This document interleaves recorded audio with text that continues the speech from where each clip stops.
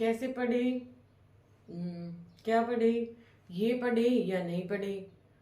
अगर कहीं ये छोड़ दिया और अगर ये एग्जाम में आ गया तो क्या होगा। क्या आपके माइंड में भी ये सारे थॉट्स चलते रहते हैं? तो अगर हाँ तो worry not, solution is here. Hello everyone, this is Priyanka, your maths teacher. आज मैं आपका सारा कंफ्यूजन दूर करने वाली हूँ। मैं आज आपको बताऊंगी एक प्रॉपर स्ट्रेटजी जिसको फॉलो करते हुए आपको अपनी पढ़ाई कंटिन्यू करनी है। ओके, तो शुरू करते हैं। आपको कैसे पढ़ना है, कहाँ से पढ़ना है, कितना पढ़ना है, ये मैं आपको आपकी बुक के सिलेबस के अकॉर्डिंग बताऊंगी। कहाँ से पढ़ना है, क्या चीज़ आपको पढ़नी है, नहीं पढ़नी है। लेकिन आपकी जो स्ट्रेटजी होनी चाहिए पढ़ने की, जिससे आपको आपका पढ़ा हुआ पेपर में याद रहे, मैं अभी आपको वो वाली स्ट्रेटजी बताती हूँ पहले। ठीक है, आपको क्या करना है, आपको रेगुलर बेसिस पे शुरुआत में थोड़ा थोड़ा, जैसे चल आप आज आपने 10 मिनट पढ़ लिया, ठीक है, कल आपको क्या करना है, 15 मिनट पढ़ना है। आपको शुरुआत करनी है पढ़ने की, चाहे आप कम टाइम से करो। 10 मिनट पढ़ लिया कोई बात नहीं, नो प्रॉब्लम। ये नहीं कि आप शुरू में ही पढ़ने बैठ गए और आप कम से कम 1-1.5 घंटा पढ़ते चले गए। ठीक है, ये वाली कोई मतलब गुड स्ट्रेटजी नहीं है आपके लिए। ठीक है, तो मैं क्या कह रही हूं, मैं ये बता रही हूँ आपको कि आपको स्ट्रेटजी कौन सी फॉलो करनी है आपका रेगुलर मेंटेन बनाने के लिए। ये जरूरी नहीं है कि आप एक एक दिन में 10 किताबें पढ़ दो। ठीक है, ये वाली चीज मैटर नहीं करती। मैटर क्या करेगा कि आप 10 के 10 दिन पढ़ो। एक किताब को 10 बार पढ़ो, ना कि एक दिन में 10 बार पढ़ो। ये नहीं है। आपको क्या करना है, कंटिन्यूटी में पढ़ना है। ये नहीं कि आज आपने 1-2 घंटा पढ़ लिया, अब आप इतने बोर हो जाओगे आज की कल आपका पढ़ने का मन ही नहीं करेगा, है ना। तो इसलिए आपको क्या करना है, धीरे धीरे अपनी आदत बनानी है पढ़ने की, और फिर आपको अपनी स्टडी का टाइम इंक्रीज करते चलना है। आज मान लो आप 10 मिनट पढ़े हो, कल 15 मिनट पढ़ो, फिर 20 मिनट पढ़ो। धीरे धीरे टाइम को इंक्रीज करो। इससे क्या होगी, आपकी हैबिट बढ़ेगी, पढ़ने की आपकी हैबिट बढ़ेगी। ओके, तो ये मैटर नहीं करता कि आप कितना टाइम पढ़ते हो। मैटर क्या करता है, मैटर ये करता है कि आप जो चीज पढ़ रहे हो वो आपको कितने दिन तक याद रहती है। और वो चीज ज्यादा दिन तक याद कब रहेगी, जब आप उसको बिल्कुल फ्री माइंड होके डेली बेसिस पे उस चीज को क्या करोगे, पढ़ोगे। ओके, तो आपको ये नहीं करना कि फटाक देने से बस मैं तो एक दिन में ही बस पूरा का पूरा मैथ कवर कर दूंगा। नहीं, आपको क्या करना है, धीरे धीरे अपनी हैबिट बनाते हुए चलना है। ओके, आपको क्या क्या चीजें पढ़नी है, कौन कौन से फॉर्मूले यूज होंगे, example, graph, explanation, exercise, syllabus, ये सारा का सारा मैं आपको करवाऊंगी, यहाँ पे भी करवाऊंगी। और आपको क्या करना है, धीरे धीरे आज जो मैं वीडियो बना रही हूँ, जो मैंने आज के दिन करवाया, तो आप उसको आज के आज देखोगे, साथ के साथ पढ़ोगे, और एक बारी क्या करोगे, शाम को उसका रिवीजन करोगे। ठीक है, अगर आप ये स्ट्रेटजी फॉलो करते हो, डेली की वीडियोस देख के, डेली का कंटेंट देख के, और उस चीज को एक बार रिवाइज करो, ठीक है, तो एग्जाम के टाइम पे क्या होगा, आपके ऊपर ये प्रेशर नहीं बनेगा। अब बच्चा क्या करता है, पहले तो पूरा साल पढ़ता नहीं है, और फिर लास्ट टाइम एग्जाम का प्रेशर, आधी चीजें तो वो उस प्रेशर में ही भूल जाता है ना। तो प्रेशर बना के कभी भी किसी भी चीज की पढ़ाई नहीं की जा सकती। ये आप गांठ बांध लो ये वाली बात, कि हम प्रेशर से कुछ भी चीज नहीं पढ़ सकते। पढ़ाई कब होगी, जब आपका मन करेगा, आपका इंटरेस्ट बनेगा। वो कैसे बनेगा, आपको उस चीज की हैबिट डालनी पड़ेगी, अपने डेली रूटीन में वो वाली चीज ऐड करनी पड़ेगी। और वो कैसे होगी, कि आप अपनी हैबिट बनाओ। पता है ना, आदतें ना तो एक दिन में बनती है, ना इतनी जल्दी चेंज होती है। तो इसलिए आपको अपनी आदत बनानी पड़ेगी। शुरू में आप उस चीज के लिए कम टाइम दो, फिर आप धीरे धीरे उसका टाइम इन क्या करो, इंक्रीज करते चले जाओ। ओके, इससे क्या होगा, आपके माइंड पे पेपर के टाइम पे प्रेशर नहीं बनेगा, और सारी की सारी चीजें अलग अलग आपके माइंड में क्या होंगी, सेट होंगी। हाँ, मैंने ये पढ़ा था, ये तो उस एक्सरसाइज से है, ये उस एक्सरसाइज से, ये उस चैप्टर से है। ठीक है, पढ़ाने की गारंटी मेरी, जो मैं आपको पढ़ाऊंगी वो आपको बहुत अच्छे से समझ आएगा। और वो चीजें आपको एग्जाम में बहुत हेल्प करेगी। तो आपको क्या करना है, डेली की अपना रेगुलर टाइम टेबल बनाना है, डेली की वीडियोस देखनी है, उस चीज को एक बार रिवाइज करना है। अगर आप चैनल पे नए हो तो चैनल को सब्सक्राइब, लाइक, शेयर करो, ताकि जो नई जो वीडियो होती है वो आपके पास पहुंच जाए। ओके, आई जस्ट होप कि आपको ये स्ट्रेटजी समझ आई। धीरे धीरे अपनी आदत बनाओ, उस चीज को डेली रूटीन में अपने पढ़ने की आदत को क्या करो, ऐड करो।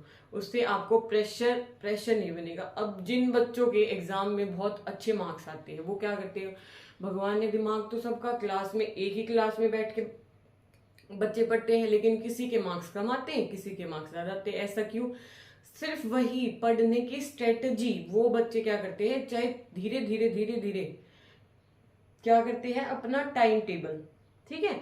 शुरू में आप ज्यादा टाइम अगर नहीं दे पा रहे हो तो ये देना भी नहीं चाहिए ज्यादा टाइम, क्योंकि आप उस चीज से बोर नहीं हो सकते, है ना। अगर आप उस चीज से, उस सब्जेक्ट से बोर होने लग जाओगे, और मैथ तो मैं ये कहूँ सबसे ज्यादा इंटरेस्टिंग सब्जेक्ट जो होता है वो होता ही मैथ है ना। सबसे ज्यादा इंटरेस्टिंग, सबसे ज्यादा क्या, स्कोर भी सबसे ज्यादा आता है। और अगर आपको बेसिक्स आते हैं, फॉर्मूले आपको अच्छे से याद है, तो आप मैथ के क्वेश्चन बहुत इजीली सॉल्व कर पाते हो।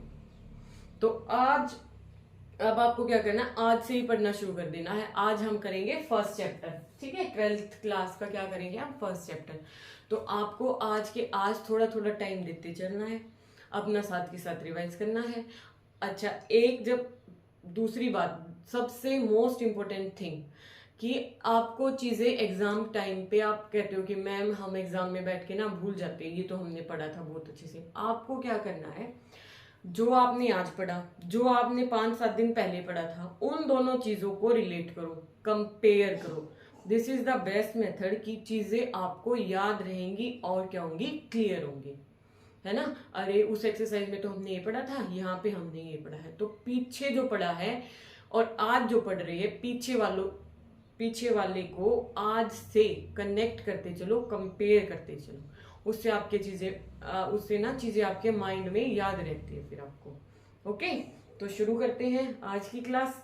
आपको क्या करना है, धीरे धीरे अपनी डेली लाइफ में ये वाली चीजें ऐड करती चलनी है। ओके, जिस बच्चे को, अगर अब 12th का करवा रही हूँ, अगर किसी को 11th के भी बेसिक्स में प्रॉब्लम है तो मेरे यूट्यूब चैनल पे ही 11th क्लास की भी वीडियोस हैं, ठीक है। प्लेलिस्ट में जाके देखना, वो अलग से प्लेलिस्ट बनी हुई है 11th क्लास के लिए।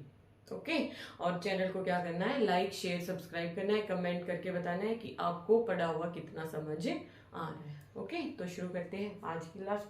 आज हम करेंगे क्लास 12th का chapter number 1, relation and functions. 11th class में हमने क्या किया था, रिलेशन एंड फंक्शंस, बहुत सारे फंक्शंस पढ़े थे हमने। कौन कौन से, कांस्टेंट फंक्शन पढ़ा था, पॉलिनोमियल फंक्शन पढ़ा था। अब ये देखो फर्स्ट टर्म, देखो इसकी क्या है, रिलेशन। क्या है फर्स्ट टर्म इसकी, रिलेशन। अच्छा, जो नई पॉलिसी के अकॉर्डिंग जो एक्सरसाइज, जो क्वेश्चन डिलीट हुए हैं, वो मैं आपको साथ के साथ बताते हुए चलूंगी। Okay, no problem. तो रिलेशन, यहाँ पे देखो, रिलेशन का मतलब क्या होता है इंग्लिश में सबसे पहले इंग्लिश में देखो, इंग्लिश में रिलेशन का मतलब होता है संबंध, कि हम एक दूसरे से कैसे रिलेटेड है। जैसे आपका रिलेशन आपके घर वालों के साथ, आपके पेरेंट्स के साथ, आपके भाई बहन के साथ क्या रिलेशन है, वो चीज क्या होती है कि आप आपसे उनका आपसे क्या संबंध है, तो उस चीज को हम क्या बोलते हैं, रिलेशन। तो मैथमेटिक्स में जो ये रिलेशन वर्ड यूज हुआ है वो इंग्लिश के रिलेशन से हुआ है। रिलेशन मतलब मैथमेटिक्स में हम क्या करेंगे कि ए बी से कैसे रिलेटेड है ना, कि ए का बी से क्या रिलेशन है। अगर हमें क्या दिख जाए, एक प्रॉपर पैटर्न दिख जाए दो एलिमेंट्स के बीच, दो सेट्स के बीच, तो हम उन दोनों को क्या कहते हैं कि इन दोनों में क्या है, एक रिलेशन है। समझ आ रही हो, कोई भी दो सेट है ए और बी, कोई दो एलिमेंट है ए और बी, अगर उनके बीच में हमें कोई प्रॉपर पैटर्न अगर हमें दिख जाता है तो हम उनको क्या कहते हैं कि ये एक दूसरे से क्या है, रिलेटेड है, ये एक दूसरे से रिलेशन में है। ओके, यहाँ पे देखो, ये मान लिया हमने, रिप्रेजेंट कैसे करेंगे रिलेशन को, ये ए कोई भी एलिमेंट है और ये बी कोई भी एलिमेंट है। अब इन दोनों के बीच में मान लो कोई रिलेशन है, तो हम इसको लिखेंगे ए इज रिलेटेड टू बी। इसका मतलब क्या है, ए और बी के बीच क्या है, एक रिलेशन है। अब मैंने लास्ट मतलब 11th क्लास थी ना, वो 11th क्लास में आपने पढ़ा होगा कि जो रिलेशन होता है, आर जो रिलेशन, वो सबसेट होता है जो दो सेट होते हैं उनकी कार्टेशियन प्रोडक्ट का। अगर आपको थोड़ा बहुत बेसिक्स आपका क्लियर नहीं है तो इन वाली चीजों के ऊपर मेरे ही चैनल पे अलग प्लेलिस्ट में 11th क्लास के फर्स्ट चैप्टर सेकंड चैप्टर अलग से वो वीडियो है, तो आप वो वाली देख लेना, उससे आपको बेसिक्स बिल्कुल क्लियर हो जाएगा। देखो बच्चा, अगर आपका बेसिक्स क्लियर नहीं है तो आप जो स्कोर करने की सोच रहे हो, जो चीजें गेन करने की सोच रहे हो, वो आप नहीं कर पाओगे, है ना। मैथमेटिक्स का सबसे मेन, या कोई भी सब्जेक्ट हम सीखते हैं, सबसे मेन उसका यही होता है कि हमें उसके बारे में बेसिक्स पता होना चाहिए, नींव। अगर नींव ही मजबूत हो तो मकान कैसे मजबूती से बनेगा। तो ये बेसिक्स आपकी नींव होती है कोई भी सब्जेक्ट सीखने की।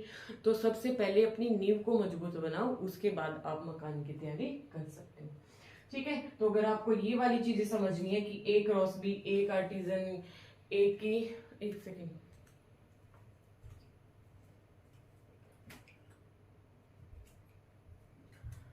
हाँ, तो अगर आपको ये चीजें सीखनी है कि ए और बी की कार्टेशियन प्रोडक्ट क्या होती है, तो मेरे चैनल के प्लेलिस्ट में जाकर 11th में चैप्टर 1 और 2 से आप वो चीज कवर कर सकते हो। ओके, तो हमने ये पढ़ लिया था 11th क्लास में कि आर क्या है, सबसेट है ए क्रॉस बी का होता है। ठीक है, अब मैं आपको एग्जांपल लेके बता रही हूँ कि क्या क्या रिलेशन हो सकता है। ये मान लो हमने ए कोई भी क्या ले लिया, आपके जैसे स्टूडेंट ले लिया कि ए कोई भी एक स्टूडेंट है, कि A is a student of 9th class, ठीक है, और बी कोई भी स्टूडेंट है ऑफ 10th क्लास। अब इनके बीच में क्या रिलेशन हो सकता है, बहुत सारे रिलेशन हो सकते हैं। क्या हो सकता है, रिलेशन को हम आर से लिखते हैं और उसमें हम सेट ए और बी, ए बी का रिलेशन सच दे। ए क्या हो सकता है, ए भाई हो सकता है बी का, ए इज ब्रदर ऑफ बी हो सकता है ना।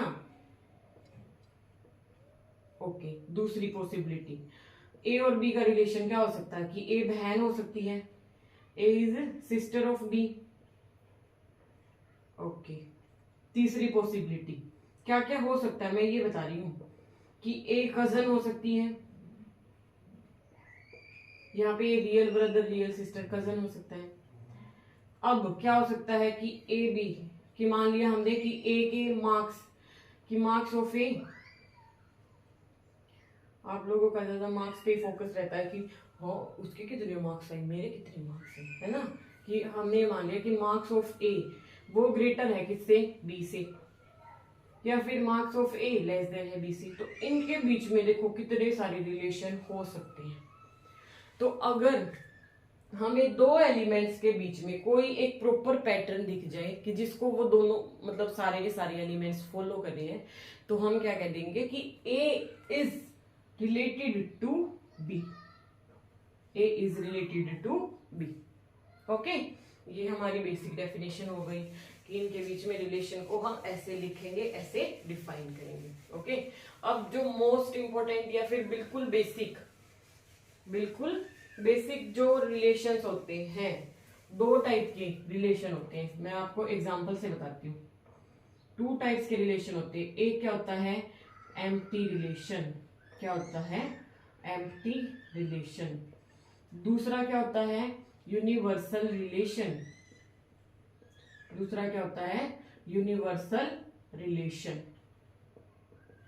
मैं आपको रिलेशन बता रही हूँ, 2 टाइप के बेसिक रिलेशन जो हर सब में आते हैं। एम्प्टी रिलेशन होगा या फिर क्या होगा, यूनिवर्सल रिलेशन। अब आपको एम्प्टी ये वर्ड तो आपको जाना पहचाना लग रहा है ना। जाना पहचाने का मतलब एम्प्टी का मतलब क्या हो, खाली, और यूनिवर्सल मतलब जो सारा का सारा, यूनिवर्स होता है ना सारा, ये क्या होता है, सारा। अब रिलेशन में इनका कैसे यूज हुआ कि जो रिलेशन खाली हो, जो रिलेशन खाली होगा मतलब क्या हो गया कि जब हम 2 एलिमेंट्स लिए उनके बीच में हमें कोई रिलेशन ही ना मिले। आवाज आ रही है ना साफ। कोई भी हमने दो एलिमेंट लिए, उनके बीच में हमें कोई भी रिलेशन ही ना मिले तो वो क्या होगा, एम्प्टी रिलेशन। यानी कि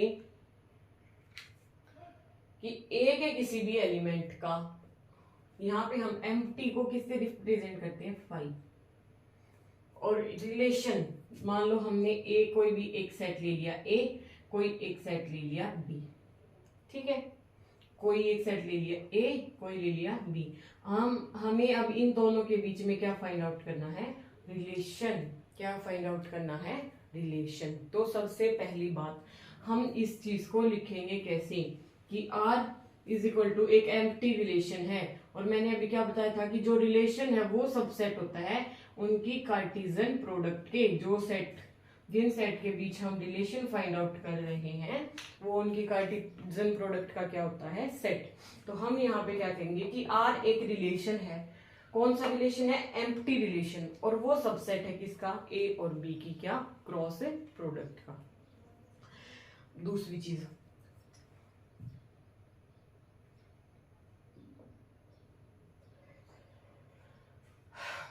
R एक रिलेशन है।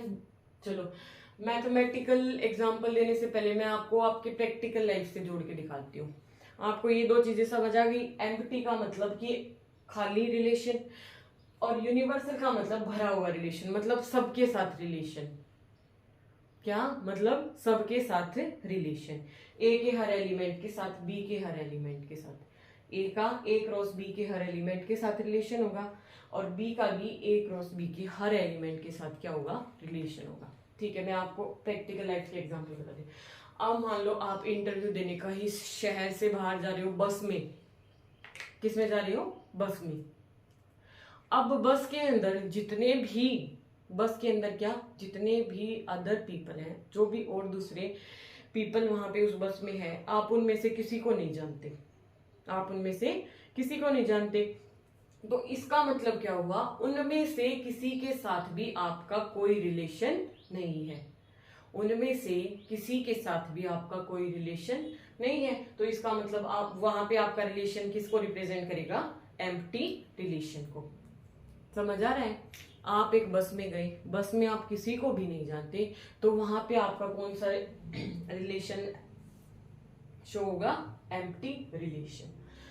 अब दूसरी बात, क्योंकि आपका उसमें आप किसी को जानते नहीं, आपका किसी के साथ कोई रिलेशन नहीं है, तो वो क्या होगा, एम्प्टी रिलेशन। अब second thing, universal relation, R, मतलब पूरा का पूरा रिलेशन है वो पूरा का पूरा आर ही आ गया, पूरा का पूरा क्या आ गया, आर। और ये किसका सबसेट है, क्योंकि रिलेशन मैंने बताया था उन दोनों की क्या है, क्रॉस प्रोडक्ट का सब सेट। अब आप मान लिए अपनी फैमिली के साथ अपनी पर्सनल कार में बाहर जा रही हो, आप अपनी फैमिली के साथ अपनी पर्सनल कार में बाहर जा रहे हो, तो उस कार के अंदर जितने भी पीपल होंगे वो सब आपसे कनेक्टेड है, मतलब आपसे उनमें से हर एक के साथ कोई ना कोई क्या है, रिलेशन है। कोई आपकी मम्मी, कोई पापा, कोई भाई बहन, चाचा चाची, दादा दादी, आपका हर एक के साथ कोई ना कोई क्या है, रिलेशन है। तो उस रिलेशन को हम क्या बोलेंगे, यूनिवर्सल रिलेशन, यानी कि सबके साथ आपका क्या है, रिलेशन है। समझ आ रहा है। जब आप किसी को भी नहीं जान रहे थे, दोनों में ट्रेवलिंग किया आपने, बस में, कार में, जो भी कहीं पे, वो चीज मैटर नहीं करती। एक टाइम पे क्या था कि आप किसी को नहीं जानते, आपका रिलेशन किसी के साथ भी नहीं है, आप अकेले बाहर गए हो, तो वो किसको रिप्रेजेंट करेगा, एम्प्टी रिलेशन को। आप अपनी फैमिली के साथ अपनी खुद की कार में गए हो, सबको आप जानते हो, आपका रिलेशन सबके साथ है, तो वो वाली चीज क्या हो जाएगी, यूनिवर्सल रिलेशन।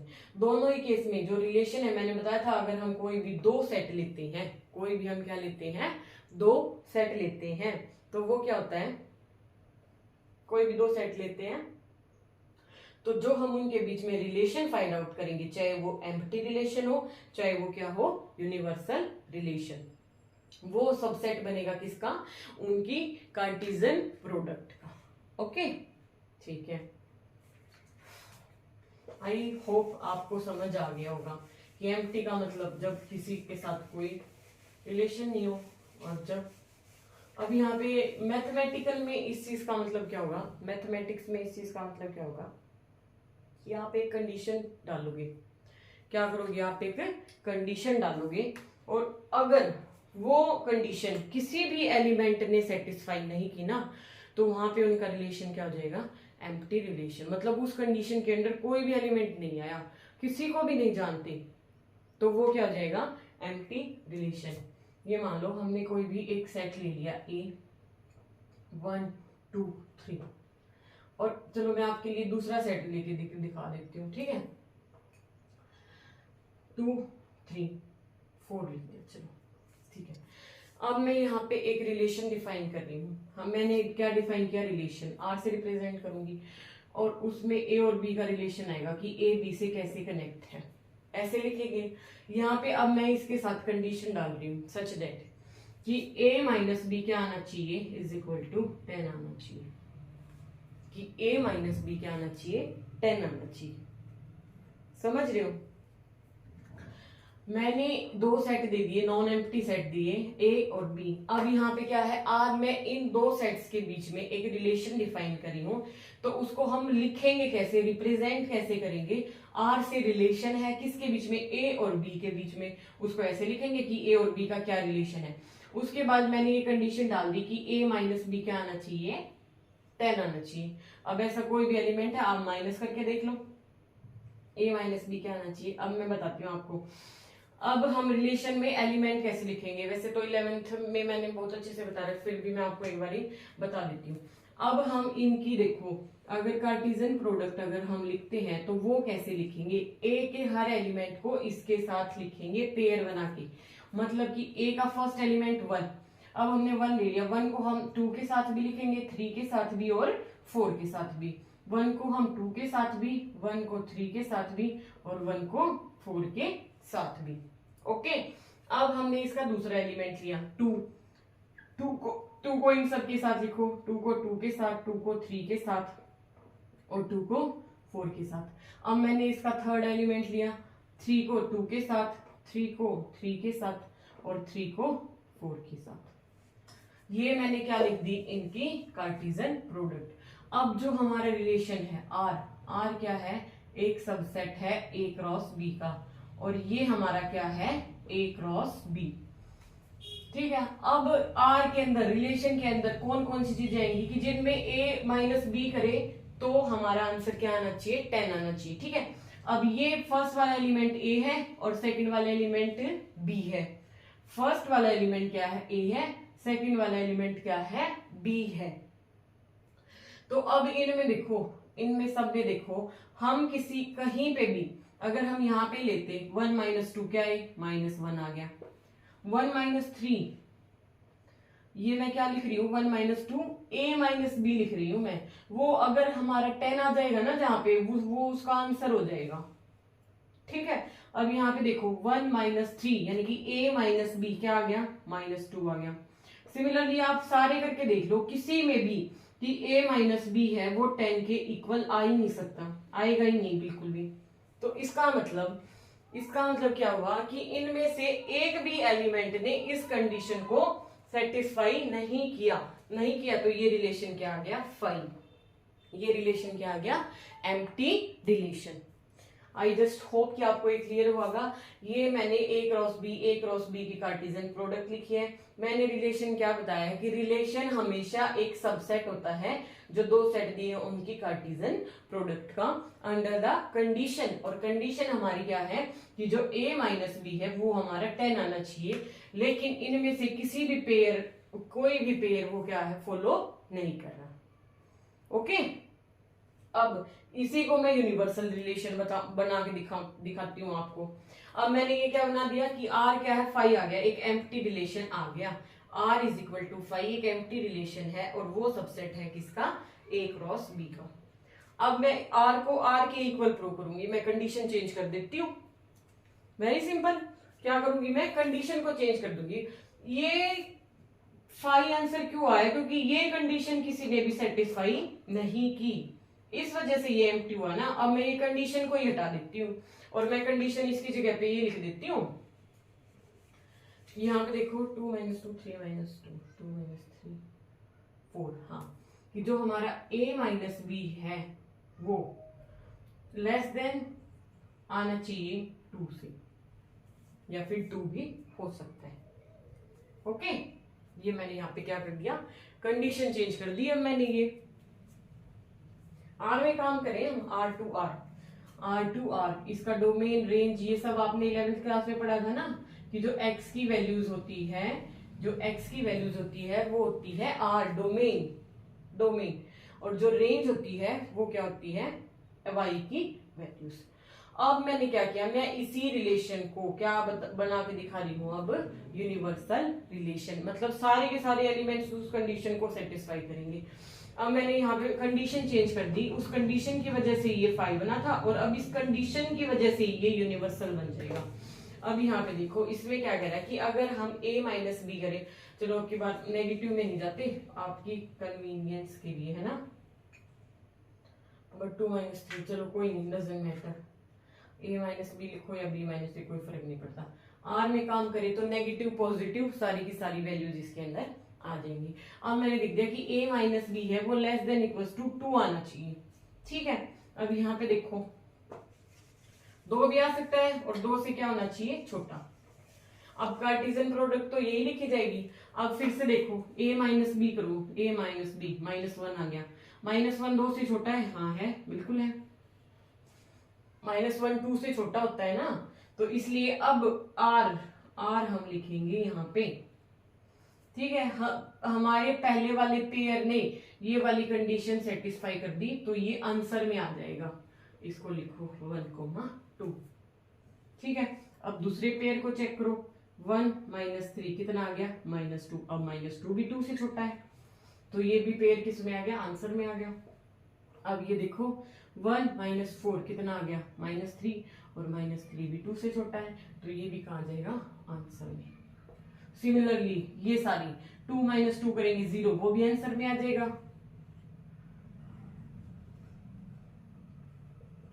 समझ रहे हो, ये सारे चेक करेंगे हम, सारे के सब का आंसर 2 से छोटा आ रहा है, 2 इसमें 2 आ जाएगा, -2 आ जाएगा, समझ रहे हो। तो ये मैंने तो मेन आपको क्या समझ आया कि सबसे ज्यादा इफेक्ट किस चीज का पड़ा, इस कंडीशन का। स्टेटमेंट तो वही है, कंडीशन ने उसको नल सेट बना दिया, एम्प्टी रिलेशन बना दिया, और इस कंडीशन ने इसको क्या बना दिया, यूनिवर्सल रिलेशन। तो हमें ये कंडीशन बहुत ध्यान से देखनी है, उससे हमारा क्वेश्चन सोल्व हो जाएगा, ठीक है। अब इसके सारे एलिमेंट्स इस कंडीशन को सेटिस्फाई कर रहे हैं, आपका रिलेशन कार में बैठे हर एक पीपल के साथ है, तो वो किस में चला जाएगा, यूनिवर्सल रिलेशन में। ओके, आई जस्ट होप आपको समझ आया होगा। ये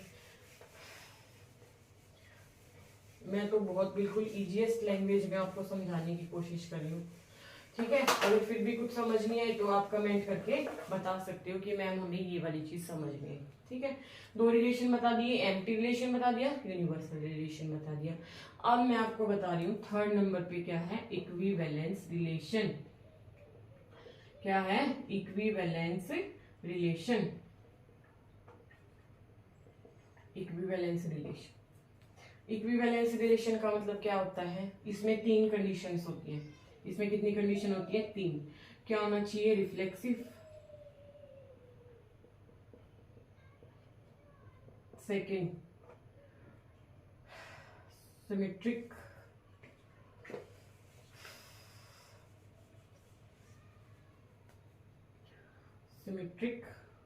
सॉरी गर्मी बहुत ज्यादा होगी, रिफ्लेक्सिव, सिमेट्रिक और ट्रांजिटिव। क्या होता है, ट्रांजिटिव। अगर कोई रिलेशन ये 3 कंडीशन सेटिस्फाई कर देता है, तो वो कौन सी कैटेगरी में चला जाएगा, इक्विवेलेंस रिलेशन की कैटेगरी में। अब इनमें क्या होता है मैं बताती हूँ। रिफ्लेक्स रिलेशन, अगर हमने ए कोई भी हमारा क्या है सेट, उसमें से हमने एक एलिमेंट ले लिया ए, ठीक है, और बी हमारा कोई दूसरा सेट है, उसमें से हमने एलिमेंट ले लिया बी। तो रिफ्लेक्सिव का मतलब है रिलैक्स, कि वो रिलैक्स हो जाएगा, यानी कि बी को भी अपनी जगह पे आने देगा। अब कोई स्ट्रिक्ट है, बी को ना आने दे, सॉरी ए को ना आने दे अपनी जगह पे, मतलब क्या है कि जो हम ए बी का पेयर बना के लिखते हैं, इसमें ये रिलैक्स है, रिफ्लेक्सिव रिलैक्स, कि ये बी की जगह पे भी, बी है अपनी जगह पे ए को आने देगा, यानी कि ए कोमा ए भी अगर रिलेशन के अंदर आ जाएगा फॉर एवरी ए जो हम ए में से ले रहे हैं। यहाँ पे या ये ध्यान रखो, रिफ्लेक्सिव का मतलब है रिलैक्स हो जाएगा वो, बी रिलैक्स हो गया, रिलैक्स होके बी की जगह पे कौन आ गया, ए ही आ गया। और अगर वो बी की जगह पे ए पुट करने के बाद भी वो रिलेशन वाली कंडीशन को अगर सेटिस्फाई कर जाता है तो उसको हम क्या बोलते हैं, रिफ्लेक्सिव। उसको हम क्या बोलते हैं, रिफ्लेक्सिव। एग्जाम्पल से और ज्यादा अच्छे से समझ आ जाएगा आपको। सिमेट्रिक, अगर ए बी हमारा रिलेशन के अंदर है, अगर क्या है, ए बी हमारा रिलेशन के अंदर है, ये हमें गिवन है, ये हमें क्या है, गिवन, ये हमें दिया हुआ है, तो देन हमें क्या फाइंड आउट करना है कि क्या बी ए भी आर के अंदर जाएगा, कि क्या बी ए भी आर के अंदर जाएगा। यानी कि ए की जगह पे हमने बी पुट कर दिया और बी की जगह पे हमने क्या पुट कर दिया, ए पुट कर दिया। ओके, तो अगर ये भी आर के अंदर रिलेशन के अंदर चला जाता है तो ये सिमेट्रिक हो जाएगा। थर्ड कंडीशन क्या है, ट्रांजिटिव।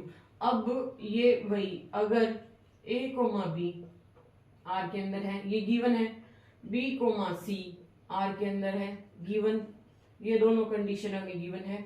और हमें चेक क्या करना है कि क्या ए कोमा सी भी आर के अंदर जाएगा। अगर ए कोमा सी भी आर के अंदर चला जाता है तो वो हमारा कौन सा रिलेशन होगा, ट्रांजिटिव रिलेशन। तो वो हमारा कौन सा रिलेशन होगा, ट्रांजिटिव रिलेशन।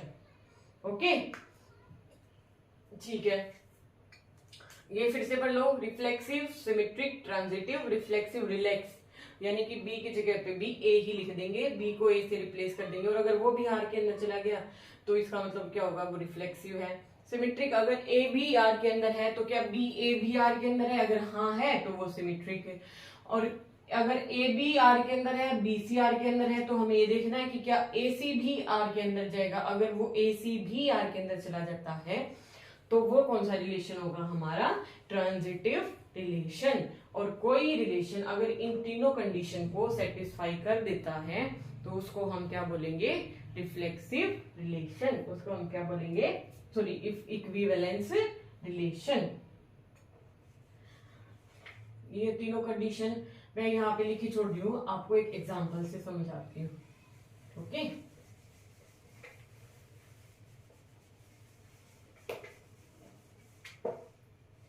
हमने एक रिलेशन बता दिया कि ए और बी के बीच में रिलेशन है, ठीक है, ए और बी के बीच में रिलेशन है सच दैट, फिर यहाँ पे हम क्या लिखते हैं, कंडीशन, कि जो a माइनस बी है वो क्या है, a minus B is divisible, a minus B is divisible by 2, कि अगर हम a माइनस बी करें, अगर वो 2 से डिवाइड हो जाता है तो वो हमारा कौन सा, ये हमें ये देखना है, तो वो हमारा रिलेशन के अंदर चला जाएगा।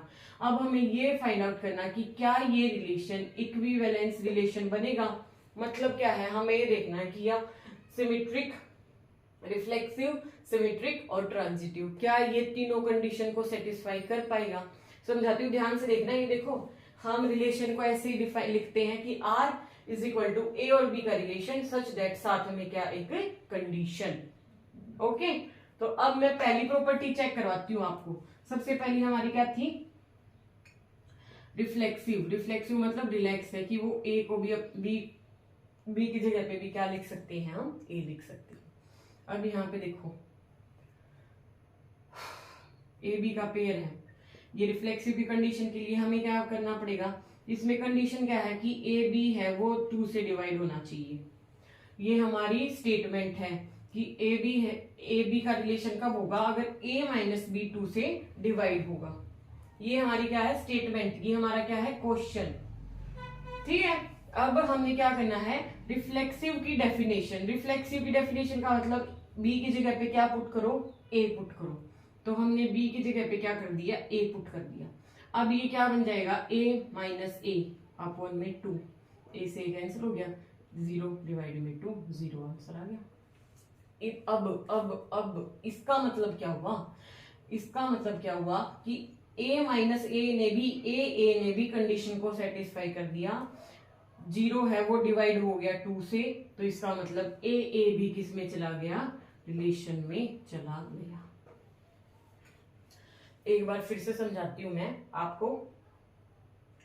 रिफ्लेक्सिव का मतलब क्या है?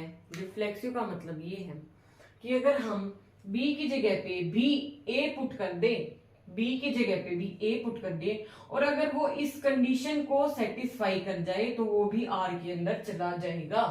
अब यहाँ पे कंडीशन क्या है कि a माइनस बी है वो 2 से डिवाइड होना चाहिए। अब b की जगह पे a पुट करो, यहाँ पे 0 गया और 0 2 से डिवाइड हो गया, मतलब इसने ए ने इस कंडीशन को सेटिस्फाई कर दिया, तो इसका मतलब ए किस में चला गया, आर में। ओके ठीक है, ये रिफ्लेक्सिव हो गया। अब मैं सेकंड कंडीशन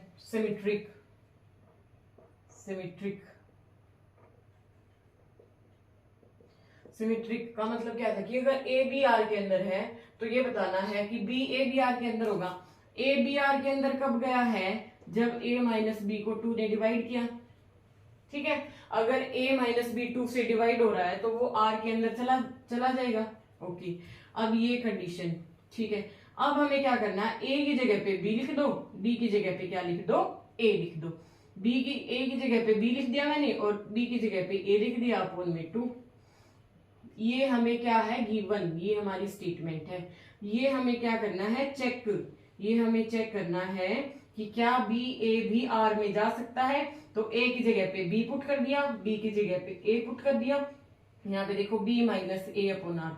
अब ये हमें गिवन है कि ए माइनस बी को 2 डिवाइड कर रहा है, तो अब मैं इसमें से सिंपल माइनस कॉमन ले दिया मैंने, और ये क्या बन गया, ए माइनस बी बाई 2, और ये 2 से डिवाइड है। साइन तो चेंज हुआ है, कोई ऐड सब्ट्रैक्ट कुछ नहीं किया ना मैंने, क्वांटिटी तो वही है, सिर्फ उसके आगे माइनस लिख दिया मैंने। यहाँ पे देखो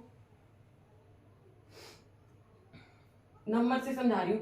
यहाँ पे ये मान लो ये था 4 माइनस 6, यहाँ पे है ये 6 माइनस 4 बाई 2, ये हमारा गिवन है। ओके, अब मैंने क्या किया, अब यहाँ पे हमें क्या करना था, अब ये वाला फॉर्मेट लिखा 4 minus 6 by 2, 4 minus 6 by 2, b minus A by 2 कर दिया। अब यहाँ पे मैंने क्या किया, इसको मैंने, अब मुझे ये पता है कि ये 2 से डिवाइड हो रहा है, तो मैंने इसमें से माइनस कॉमन ले दी और लिख दिया फिर से 6 माइनस 4 बाई 2। अब ये मेरे को दिया हुआ है कि ये डिवाइड हो रहा है, माइनस से क्या फर्क पड़ेगा, आंसर माइनस में आ जाएगा बस। और अगर 2 इसको डिवाइड कर देता है तो इसका मतलब क्या हुआ कि जो b कोमा a है वो भी किस में चला गया, हमारा r के अंदर। तो इसका मतलब क्या हो गया, ये रिलेशन रिफ्लेक्सिव भी है और क्या है, सिमेट्रिक भी है। मैंने बताया था ना, ये हमें गिवन होगा, a कोमा b हमें गिवन है कि a माइनस बी 2 को डिवाइड करा है। अब हमें चेक करना है कि क्या b माइनस ए भी रिलेशन के अंदर जाएगा, तो उसके लिए हमें a की जगह पे b पुट करो, b की जगह पे a पुट करो, यहाँ पे भी कंडीशन के अंदर भी b minus A by 2, simple minus, अगर यहाँ पे कितना, यहाँ पे आंसर 1 आ रहा था तो यहाँ पे आंसर कितना आ जाएगा, सिर्फ -1। आंसर के आगे -1 लगा है, कोई वैल्यू चेंज नहीं हुई है, तो इसलिए ये भी क्या बन गया, सिमेट्रिक रिलेशन, ये भी r के अंदर चला गया। ठीक है, क्योंकि r के अंदर जाने की कंडीशन क्या थी कि a माइनस बी है वो 2 से डिवाइड होना चाहिए, और यहाँ पे भी a माइनस बी 2 से डिवाइड हो रहा है बी ए करने के बाद भी, तो इसलिए ये इसमें सिमेट्रिक में चला गया। ठीक है, अब मैं आपको तीसरी प्रॉपर्टी सेटिस्फाई करवा के दिखाती हूँ, ट्रांजिटिव का मतलब क्या है कि ए बी, अगर ये हमें गिवन है, मैं पहले गिवन बता रही हूँ कि ए बी आर के अंदर है, यानी कि ए माइनस बी है वो 2 से डिवाइड होता है, यस ट्रू है ये बात। अब इन्होंने क्या दिया है, बी सी, यानी कि बी माइनस सी भी 2 से डिवाइड होता है, ये दोनों चीजें हमें गिवन है। अब हमें फिर से वही ए क्या निकालना है कि ए कोमा सी क्या आर में जाएगा, और आर में जाने की कंडीशन क्या है कि ए माइनस सी भी क्या होना चाहिए, 2 से डिवाइड होना चाहिए। तो उसके लिए हम क्या करेंगे, ठीक है, हमें ये क्या करना है, ये दोनों चीजें हमें गिवन है, ये चीज हमें क्या करनी है, निकालनी है।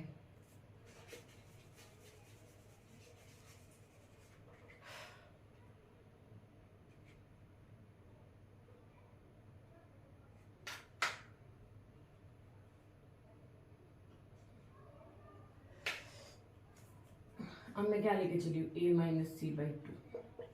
हमारे पास तो यही है क्योंकि हमें ये प्रूव करना है कि a minus C by two ये 2 से डिवाइड होना चाहिए। ये वाली क्वांटिटी r में कब जाएगी, ठीक है। अब मैं इसमें क्या करती हूँ, अपने पास से ही b को ऐड कर देती हूँ और b को क्या कर देती हूँ, सब्ट्रैक्ट। ये मैथमेटिक्स का रूल है ना कि हम क्या कर सकते हैं, किसी एक नंबर को ऐड या सब्ट्रैक्ट कर सकते हैं। तो उसके लिए मैंने क्या किया, a minus C by two ये हमारे पास था, हमें ये चेक करना है, तो b ऐड किया और b क्या कर दिया, सब्ट्रैक्ट कर दिया। अब हम क्या करेंगे, इन दोनों के अकॉर्डिंग इस चीज को कन्वर्ट कर लेंगे। इसको और इसको उठा के लिख दिया कि a माइनस बी और अपॉन में 2, फिर प्लस में इसको और इसको उठा के लिख दिया b माइनस सी अपॉन में 2।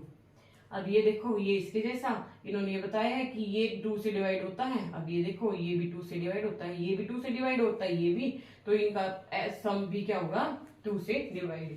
क्योंकि देखो 4 भी 2 से डिवाइड होता है और 6 भी, और तो इन दोनों का सम 10 भी क्या होगा, 2 से डिवाइड होगा। तो इसलिए तो ये भी कंडीशन हमने a माइनस सी को लिख दिया। तो यहाँ पे ये क्या हो गया, a कोमा सी को हम ऐसे लिखेंगे कि a minus C by two. ये मैं यही तो दिखाना था कि क्या a minus C by two भी 2 से डिवाइड होगा, तो हमने वो दिखा दिया, इन दोनों चीजों में कन्वर्ट कर दिया। तो ये हमारा क्या बन गया, a कोमा सी भी क्या हुआ, r के अंदर चला गया। तो इस रिलेशन ने रिफ्लेक्सिव, सिमेट्रिक और ट्रांजिटिव तीनों की तीनों कंडीशन को सेटिस्फाई कर दिया। तो ये किस में चला गया, इक्विवेलेंस से रिलेशन के अंदर। ओके, आई जस्ट होप आपको समझ आया होगा। अगर आपको थोड़ा कंफ्यूजन लगे तो वीडियो को एक बार फिर से देखना, दूसरी बार जब आप पढ़ोगे तो आपको ये चीजें क्लियर हो जाएंगी। ओके, तो आज की वीडियो के लिए इतना ही। चैनल को लाइक, शेयर और सब्सक्राइब करें। कमेंट करके ये बताएं कि मैम समझ आया। जो चीज ना समझ आई और दोबारा से पूछनी हो तो उसके लिए कमेंट करें। ओके, और चैनल को क्या करें, सब्सक्राइब करें। Thank you so much.